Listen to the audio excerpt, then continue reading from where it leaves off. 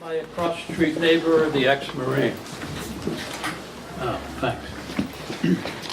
My across-the-street neighbor's name is Doug Kite. He moved into his house a year ago with his wife. What has Doug done in 1 year? He's dug up his front lawn with his own 2 hands and replaced it with gray stones the size of small potatoes. His thinking was probably, I don't have to water or mow the lawn anymore, I'm free. Whoopee! After getting rid of his lawn, he then, again with his own 2 hands, painted the outside of his house. It's impossible not to notice it across the street when I open the living room drapes in the morning. It's a bright yellow with no contrasting trim color anywhere in sight. His house looks like a giant yellow cab to me. I have to cover my eyes, it's so damn bright. What I haven't been able to figure out is why he left one side of his chimney the previous house color. But what really bugs me are Doug's 2 cars. One is an old, long, large, 4-door Lincoln Continental. On the back license plate frame is printed, once a Marine, always a Marine. Oh no, I thought. When I first noticed those words, an ex-Marine? He's probably a redneck who believes in might makes right instead of reason and compromise. His second car is an old Ford pickup. Why do these 2 cars bug me, frustrate me, and make my blood go through the roof? Because his tank of a Continental, that's hard to say, has been parked in front of our house for the past month. The only time he moves it is for the street cleaner truck that comes once a week. As soon as the truck rumbles by every Monday afternoon at 1:20, Doug is already in his car ready to park it in front of our house again.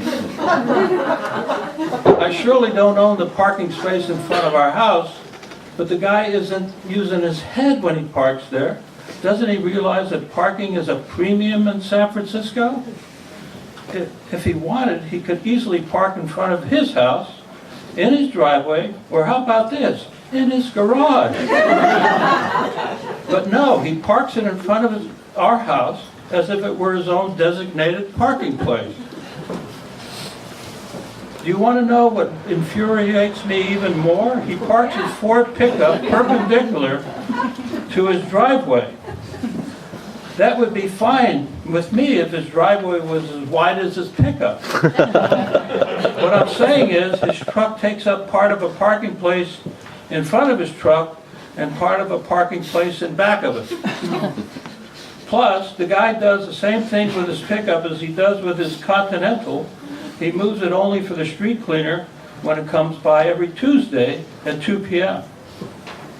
If I parked in our driveway, like my wife does with her car, I couldn't care less what Doug does with his 2 cars. But I have to scramble for a parking spot on our street or around the corner every day. I'm about to blow my top. So what does a person say or do to an ex-Marine who's either oblivious to what's going on or who wants to be the bully of the block? Does one call the police? Does one call the Department of Parking? Should I knock on his door and explain the most obvious thing in the world to him? Or maybe I should write a note and leave it on his windshield of one of his cars.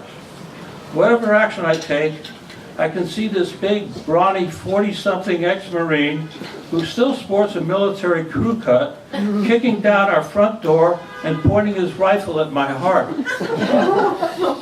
Or maybe he'll zero in on me through his rifle scope to pick me off while I'm working in my front yard or getting into my car.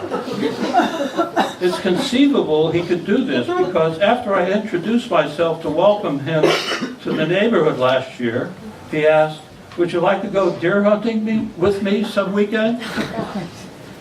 He was working under the hood of his pickup listening to Rush Limbaugh on radio. "Thanks for the offer, Doug, but I'm not a hunter." You don't know what you're missing," he said. "It's a great sensation to kill a deer." You see what I'm saying? The guy knows and loves rifles.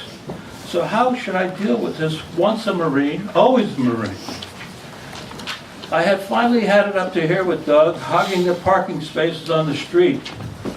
I had to take a stand, not only for myself, but for the whole block.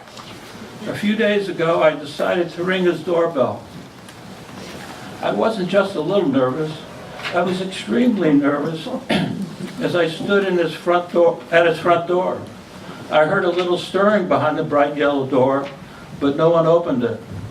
Well, I thought, if he or his wife won't open the door, I'll write a note and put it on one of his windshields. I went back to my house, sat at my desk, and composed a note with as much reason and as little emotion as I could possibly muster so as not to rile this former Marine. Dear Doug, I tried parking my car in front of your pickup and the back of it last week, and it wouldn't fit either way. If your pickup were parked in your driveway instead of perpendicular to it, 2 parking places would open up on our street. Because, as you know, it's very hard to find a parking place on our block. Also, if it means anything to you, I would like to park my car in front of my house every once in a while, but I can't because your car is always there.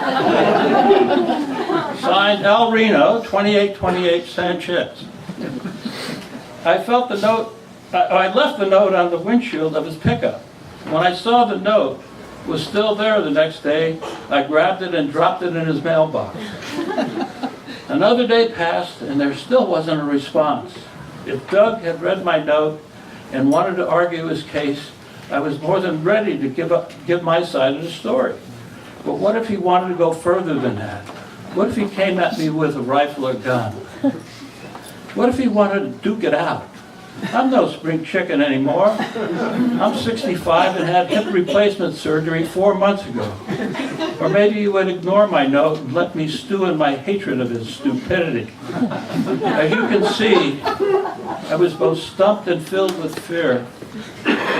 Who wouldn't be afraid of an ex-Marine who hunts deer, listens to Rush Limbaugh, digs out his front lawn and replaces it with stone? Maybe he did the same in his backyard.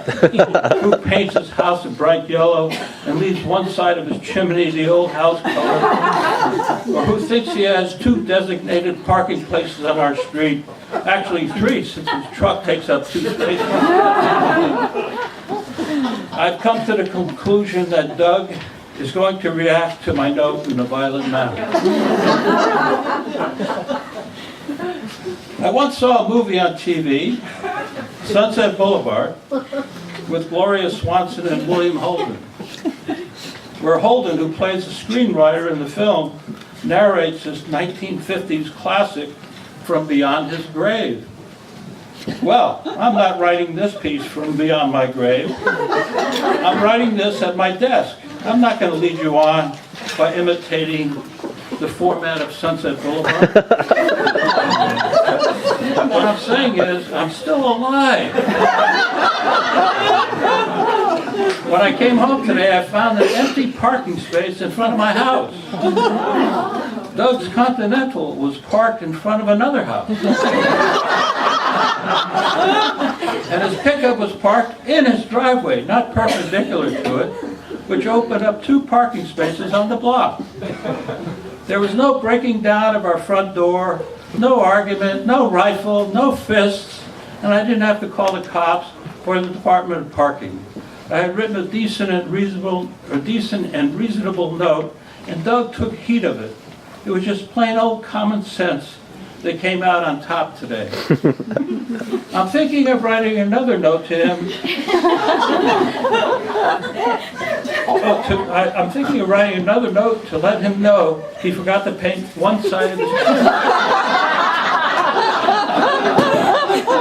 On second thought, I better leave well enough alone or else I'll surely be writing a sequel to this from beyond my grave.